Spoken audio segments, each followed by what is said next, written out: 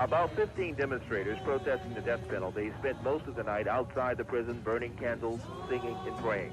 Most of them feared that if John Evans died in the electric chair, it would open the floodgates for more executions. By 9 o'clock, their prayers had been temporarily answered. Federal District Judge Emmett Cox issued a temporary stay to give him more time to review Evans' attorney's appeal. The case quickly went to the 11th Court of Appeals, but in a matter of hours, the 11th Circuit refused to disturb the lower court's stay. Evans slept in the holding cell next to the electric chair here at Holman Prison, waiting to see if he would escape another brush with death for the robbery murder of a Mobile pawn shop owner in 1977. He asked not to see his mother again. He said his goodbyes last night.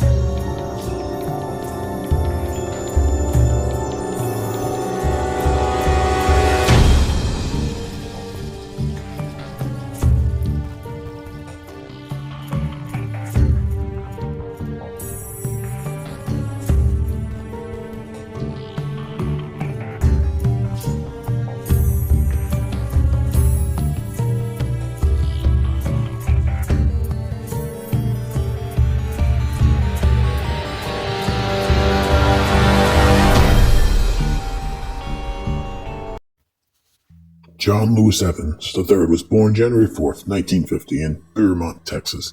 He is one of the 3 sons and 4 daughters of a well-to-do contractor. As a child, Evans was involved in various activities, such as being an altar boy in the Catholic Church, playing Little League baseball, and playing the trumpet in his high school band. He even dreamed of joining the U.S. Navy Blue Angels.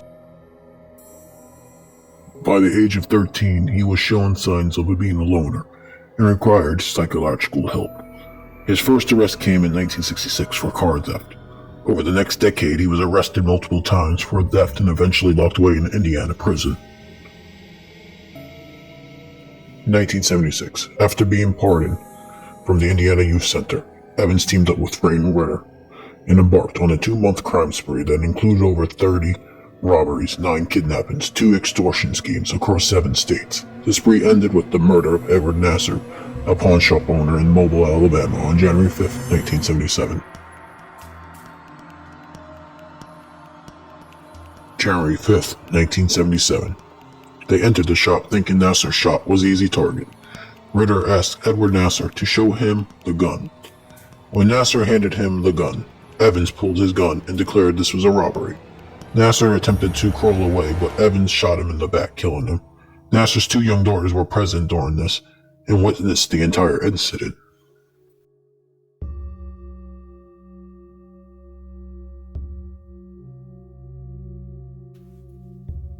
Both are captured on March 7, 1977 by 2 FBI agents in Little Rock, Arkansas. They are tried for first-degree murder. Both showed no remorse and were sentenced to death by electrocution. The electric chair, known as Yellow Mama, stirred controversy because of the Botch Execution of Evans.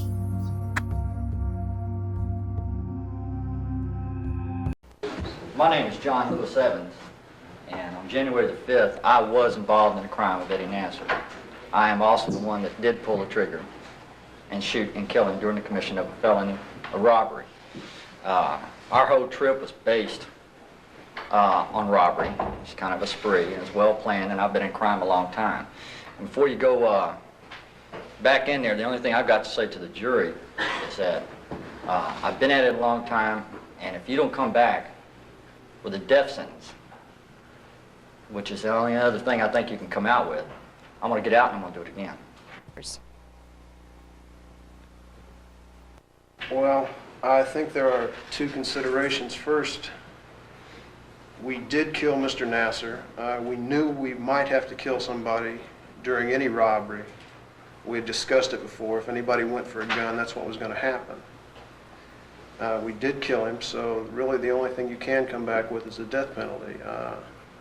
And the other consideration is that if you give me life, or if I got life imprisonment, I could get out in 10, 15 years.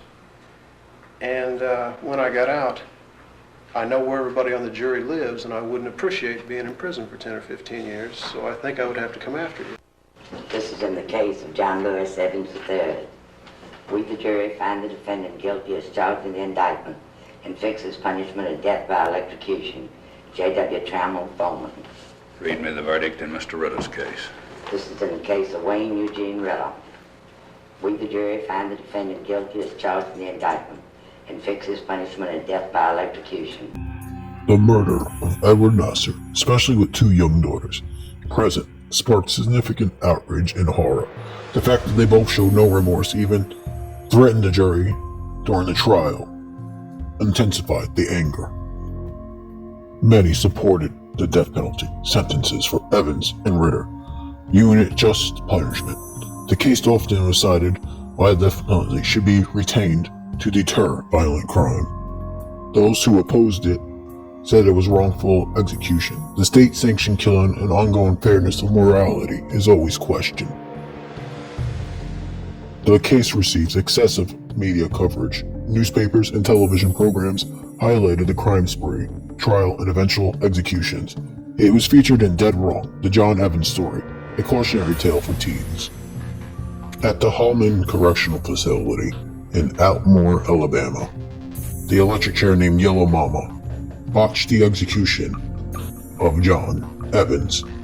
The controversial due to its botched procedure, it took 3 separate jolts and electricity of over 14 minutes to complete the execution, with witness saying the body was smoking and the hair was catching fire. This execution raised concerns about humanity and the effectiveness of the chair. The execution of Wayne Ritter. He faced death with a smile and a thumbs up, joking with the guards until the end. He was composed and showed no signs of distress. He was executed on August 29, 1987. John Evans' death eventually changed how the death penalty was used. The case involves strong emotions on both sides. Edward Nassar's daughters were left mentally scarred for the rest of their life. The case serves as a cautionary tale on the better need to serve and support system to help those turn to a life of crime. John left a legacy behind that shaped the public opinion, legal practice, and attitudes towards crime and punishment. Thank you for staying with me until the end. Stay tuned Tuesday and Saturdays to witness the next reckoning. Until then, stay safe, everybody.